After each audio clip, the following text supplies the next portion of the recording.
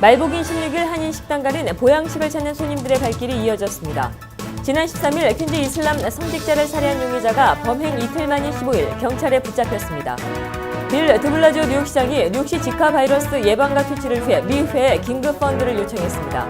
어젯밤 9시 반경 뉴저지 벨마 14 애비뉴에 위치한 한 가정집에서 화재가 발생해 일가족 2명이 숨졌습니다. 시청자 여러분 안녕하십니까? 8월 16일 KBTV 뉴스투데이를 시작합니다. 말복인 16일 한인식당 가는 보양식을 찾는 손님들의 발길이 이어졌습니다. 황득연 기자입니다. 절기상 말복인 오늘 플러싱 한낮의 거리는 푹푹 찝니다. 네, 오늘 말복인데 날씨가 너무 더워가지고요. 오늘 가족들이랑 저녁에 삼계탕 먹으러 가려고요. I heard today is the hottest day of Korean culture, so today for lunch I had samgyetang. It was actually very delicious, and I feel better. 말복인 16일을 맞아 한인식당가는 복날 특수맞기에 여념이 없습니다. 한인식당가는 오늘 하루 전통 보양식인 삼계탕은 물론 장어 등 말복에 맞춰 보양식 재료를 넉넉히 준비하고 손님을 맞았습니다. 여름철 보양식은 아무래도 삼계탕을 이렇게 꼽을 수가 있습니다. 오늘 이제 특히 삼계탕은 한국에서는 삼복해서 초복, 중복, 말복에 주로 이렇게 드시는 정말 보양식이고요. 오늘은 말복이니까 삼계탕들 드시러 많이 오시는 걸 저희가 기대를 하고, 오늘은 화씨 89도로 체감온도 100도를 넘으며 폭염주의보가 내려졌던 어제보다는 다소 기온이 내려갔습니다. 기상청은 내일인 17일 화씨 90도로 무더운 날씨가 계속되겠지만 18일부터는 이 같은 찜통 더위도 한풀 꺾일 것으로 전망했습니다. KBTV 황득연입니다. 지난 13일 퀸즈 이슬람 성직자를 살해한 용의자가 범행 이틀 만인 15일 경찰에 붙잡혔습니다. 15일 경찰은 이날 브루클린 출신의 35세 오마르 모렐을 2급 살인과 무기 소지 등의 혐의로 기소했습니다. 모렐은 지난 13일 퀸즈의 한 모스크에서 나오던 방글라데시 출신의 성직자 마울라마 아콘지와 그의 친구 타라무딘을 뒤에서 총으로 쏴 살해한 혐의를 받고 있습니다. 모렐은 범행을 한 뒤 차를 타고 달아나다 10분 후 브루클린에서 자전거를 치고 도주해 14일 밤 뺑소니 혐의로 먼저 체포됐습니다. 모렐은 이후에 CCTV 분석 등을 통해 이슬람 성직자 살해 용의자로 확인돼 혐의가 추가됐습니다. 경찰은 범행 동기가 무엇인지 아직 분명히 확인되지 않고 모렐의 집에서 범행에 쓰인 무기와 범행 당시 입었던 옷 등이 발견됐다고 밝혔습니다. 경찰은 중호범죄일 가능성도 배제하지 않고 있다고 덧붙였습니다.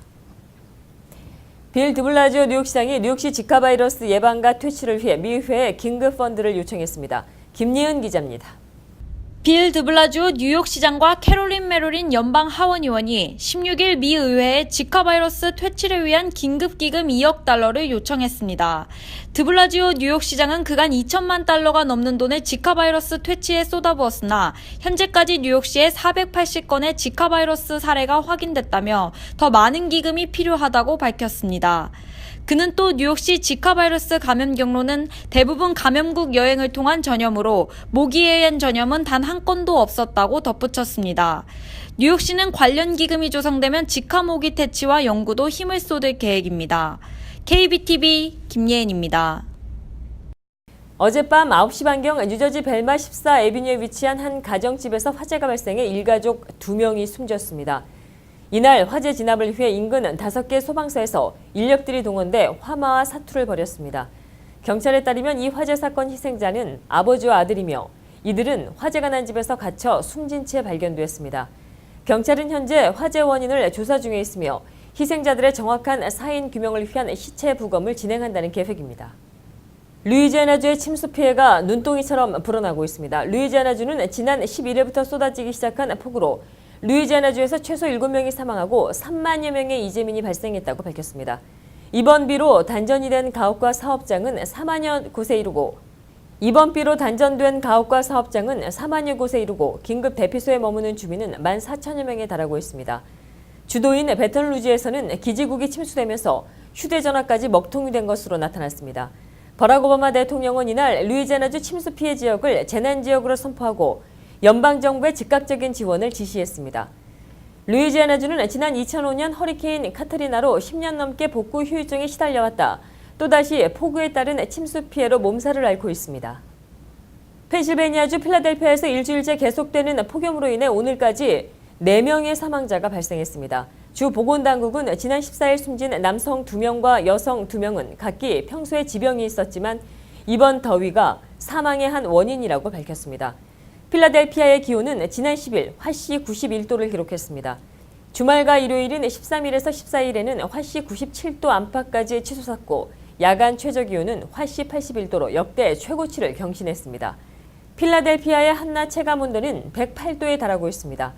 기상당국은 이번 폭염이 다음 주부터 수그러들 것으로 전망했습니다. 위스콘신주 밀워키에서 이틀째 폭력 시위가 계속되면서 부상자가 속출하고 있습니다. 경찰의 총격 살해에 항의하는 이 시위로 밀워키시에는 15일 밤 10시부터 청소년들의 안전을 고려해 통행 금지령도 발령됐습니다.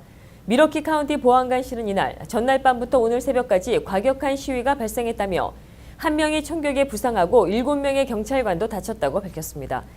총격으로 다친 사람은 18세 청년이며 목에 총상을 입은 것으로 알려졌습니다. CNN 등에 따르면 이틀째 시위에서 총격은 3곳에서 일어났고 경찰차 3대의 유리창이 깨졌습니다. 또 민간인 차량 1대가 불길에 휩싸이는 재산 피해가 발생했습니다. 지난 주말 캘리포니아주 북부에서 발생한 산불이 방화에 의한 것으로 드러났습니다. 이 산불은 여의도의 5배가 넘는 면적을 집어삼키고 가옥 175채를 태웠습니다.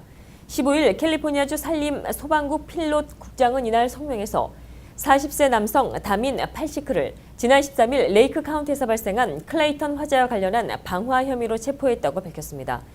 팔시크는 클레이턴 화재와 함께 지난 1년간 이 지역 인근에서 발생한 화재에 대한 방화 혐의를 받고 있습니다. 클레이턴 화재는 지난 13일 오후 발생한 산불이 주택가로 번져 15일까지 한국 여의도의 5배가 넘는 4,000에이커를 태운 사건입니다. 이 불로 레이크 카운티의 클레어레이 남쪽 로울 레이크 등에서 175여 개 주택과 상점이 불타고 수백 명의 주민이 대피했습니다. 이번 화재 진압을 위해 1,600명의 소방관이 투입됐으나 현재까지 불길이 5%밖에 잡히지 않았습니다. 세계 각국이 폭염으로 몸살을 앓고 있는 가운데 지난달이 세계 기상 관측 역사상 가장 무더운 날로 기록됐습니다. 15일 AP통신 등에 따르면 미 항공우주국은 지난달 세계 평균 기온이 1950에서 1980년 7월 평균 기온보다 0.84도가 높았다고 발표했습니다. 이는 나사가 세계 평균 기온 관측을 시작한 1880년 이래 모든 달을 통틀어 가장 높은 기록입니다. 세계 기후를 관측하는 또 다른 기구인 미 해양대기관리국도 지난달이 역대 7월 중에 가장 무더웠다고 보고 있습니다. 월별 세계 평균 기온이 15개월 연속 역대 최고치를 기록하는 것입니다. 지구 추운 기온 상승의 직접적인 원인으로는 기후변화와 엘니뇨가 지목되고 있습니다.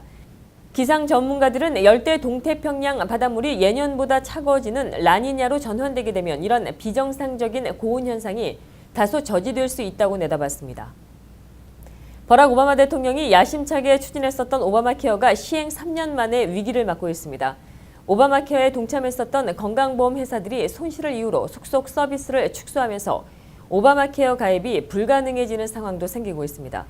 월스트리트저널은 올해 15개 주에서 오바마 상품을 판매한 미국의 3위 건강보험회사 에트나가 내년에는 서비스 지역을 4개 주로 줄일 것이라고 보도했습니다. 이에 앞서 미국의 최대 건강보험회사인 유나이티드 헬스그룹과 업계 4위인 휴메나도 오바마 케어 서비스를 축소하겠다고 선언했습니다. 애리조나주 파이널 카운티에서는 단 한 종류의 오바마 케어 상품도 판매되지 않고 있습니다.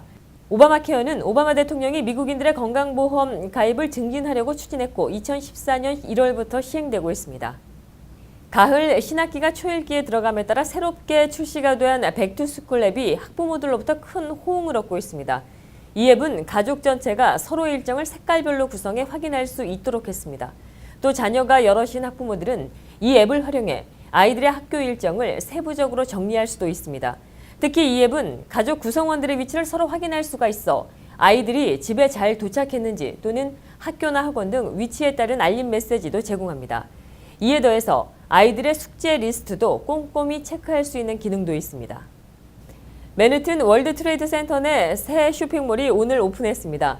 새롭게 문을 연 쇼핑몰은 뉴저지 파라무스 웨스트필드 가든 스테이트 플라자의 운영 중인 웨스트필드 기업에서 운영합니다.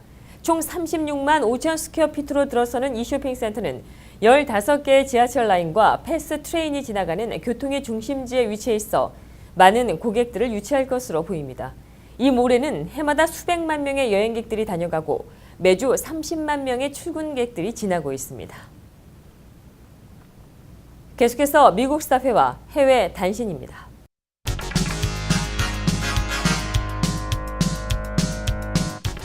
그리스 아테네 인근의 휴양지로 유명한 섬에서 관광용 선박이 쾌속정과 충돌해 사상자가 다수 발생했습니다. 그리스 해양경비대는 16일 그리스 에기나 섬에서 목조로 된 관광보트가 쾌속정과 부딪혀 어린이 1명을 포함해 최소 4명이 사망하고 4명이 다쳤다고 밝혔습니다.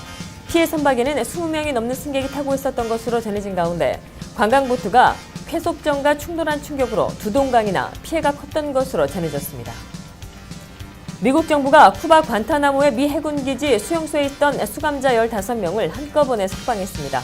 미 국방부는 15일 관타나모에 장기 수감돼 있던 예멘인 12명과 아프가니스탄인 3명을 아랍에미레이트로 이송했다고 밝혔습니다. 이번 석방으로 관타나모 수용소에는 61명의 수감자만 남기로 했습니다. 관타나모 수용소는 탈레반이나 알래스카 등 테러 조직에 연계된 용의자들을 수용하는 곳입니다. 민주당 대선 후보 힐러리 클린턴을 지지하는 슈퍼팩, 즉 정치활동위원회가 버지니아와 콜로라도, 펜실베니아 등 경합주에서 TV 광고를 중단했습니다. 대선 판세를 가를 대표적인 경합주에 속하는 이들 중에서 클린턴이 승기를 잡은 것으로 판단하고 다른 격전지로 자금을 돌리기 위한 것으로 풀이되고 있습니다. 위원회 측은 앞서 이달 초부터 버지니아 TV 광고 집행도 중단했습니다. 공화당 대선 후보인 도널드 트럼프가 15일 이민자에 대한 특단의 심사와 특정 국가 출신의 이민 중단 등을 골자로 한 반테러 대책을 발표했습니다.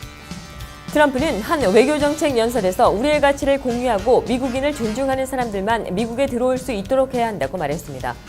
그는 또 냉전 기간 동안 우리는 사상을 검사하는 테스트를 했다며 우리가 오늘날 직면한 위협들에 대처하기 위해서 새로운 검사 테스트를 개발할 때가 됐다며 나는 그것을 특단의 심사라고 부르겠다고 말했습니다. 이는 미국의 이민 신청자들에 대해 사상 검증을 해 입국 허용 여부를 결정하자는 것으로 또다시 트럼프를 이는 미국 이민 신청자에 대해 사상 검증을 통해 입국 허용 여부를 결정하자는 것으로 또다시 트럼프를 둘러싼 인종차별 논란을 불러일으킬 전망입니다. 유럽의 작은 도시에서 잇따라 흉기 난동 사건이 발생하고 있어 승객들의 불안감이 커지고 있습니다. 16일 오스트리아 서쪽 국경지대인 포아르베르크주의 슐츠에서는 독일 국적의 60세 정신 이상자가 열차 안에서 흉기를 휘둘러 17살과 19살 청소년 2명이 중상을 입는 사건이 일어났습니다. 또 사흘 전에는 슐츠에서 차로 불과 20에서 30분 거리인 스위스 장크트 갈렌주의 잘레츠역에서 27세 스위스 남성이 30대 여성 승객에게 인화성 액체를 뿌린 뒤 불을 지르고 흉기를 휘두른 사건이 일어났습니다. 이 여성은 심한 화상을 입어 병원 치료 중에 결국 숨졌고 범인도 화상을 입어 병원에서 숨졌습니다. 멕시코 휴양 도시에서 심야에 무장 괴한들이 고급 식당에 난입해 손님들을 인질로 끌고 달아나는 사건이 발생했습니다. 현지 시간 15일 현지 언론에 따르면 2대 스포츠 유틸리티 차량에 나눠 탄 괴한들이 이날 오전 1시께 할리스코주 푸에르토 바야르타 시내 중심대로에 있는 식당에 난입했습니다. 현지 언론은 당시 식당 안에 있던 손님 16명이 납치됐다고 전했습니다. 할리스코주 사법당국은 현재 몇 명이 피랍됐는지 공식적으로 발표하지 않고 있습니다. 지난 2차 세계대전 때 황금을 비롯해 보물을 잔뜩 실은 채 지하 터널에 파묻힌 것으로 알려진 나치 열차에 대한 발굴 작업이 폴란드에서 재개됐습니다. 피오트르 코페르와 안드레아스 리치테르라는 2명의 아마추어 역사학자는 체코 국경에 인접한 소도시 바우브지흐 사이에 나치 보물열차가 매몰되어 있는 것을 확인했다고 주장했습니다. 이들은 발굴을 시작했으며 그 결과는 이틀 안에 나올 것으로 예상하고 있습니다. 독일 나치는 2차 세계대전 종전 직전인 1945년 4월 소련군이 폴란드를 지나 독일 베를린으로 진군해오자 황금 3,000톤과 다이아몬드 등의 보석이 소련군의 손에 들어가지 않게 하려고 바로츠와프와 바우브지흐 사이의 땅속 터널에 묻었다는 소문이 수십 년간 전해 내려오고 있습니다. 구글이 영상통화 앱인 듀오로 애플의 페이스타임에 도전합니다. 16일 뉴욕타임즈에 따르면 구글은 스마트폰 영상통화 앱인 듀오를 며칠 안에 글로벌 시장에 출시합니다. 듀오는 구글 계정이 없어도 휴대전화 번호만 있으면 등록할 수 있습니다. 계속해서 환율과 증시입니다.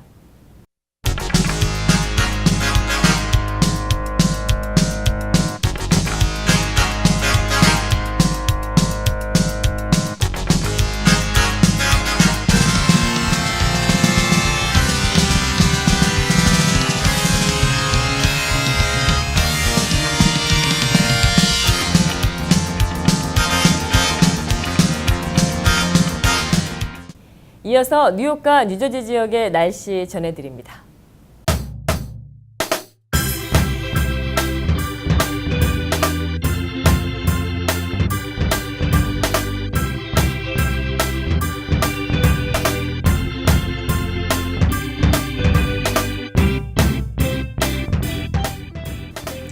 삼복 더위 중 가장 덥다는 말복인 오늘, 햇볕은 뜨겁고 더위는 여전했습니다.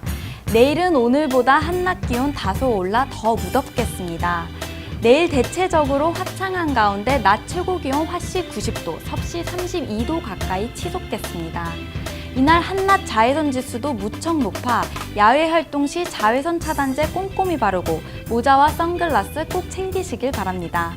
밤 최저 기온 화씨 74도, 섭씨 23도 되겠습니다. 18일인 목요일은 부분적으로 구름이 끼고 다소 흐리겠습니다. 낮 최고 기온 화씨 89도, 섭씨 32도, 밤 최저 기온 화씨 74도, 섭씨 24도 되겠습니다. 19일 금요일 온종일 맑고 화창하겠습니다. 이날 한낮 최고 기온 화씨 91도, 섭씨 33도까지 치솟아 무척 덥겠습니다. 밤 최저 기온 화씨 75도, 섭씨 24도 되겠습니다. 20일 토요일 대체적으로 화창하나 오후 소나기 예보 있습니다. 낮 최고 기온 화씨 88도, 섭씨 31도, 밤 최저 기온 화씨 75도, 섭씨 24도 되겠습니다. 삼복 더위의 마지막인 말복을 지나 이번 주는 최고 기온 화씨 90도 안팎으로 더위가 이어지겠으나 다음 주부터는 기온이 점차 내려가 더위도 한풀 꺾일 것으로 전망됩니다. 날씨였습니다. 이상으로 8월 16일 보내드린 KBTV 뉴스투데이를 모두 마치겠습니다. KBTV 뉴스투데이는 다음 날 오전 9시 10분에 재방송됩니다. 시청해주신 여러분 고맙습니다.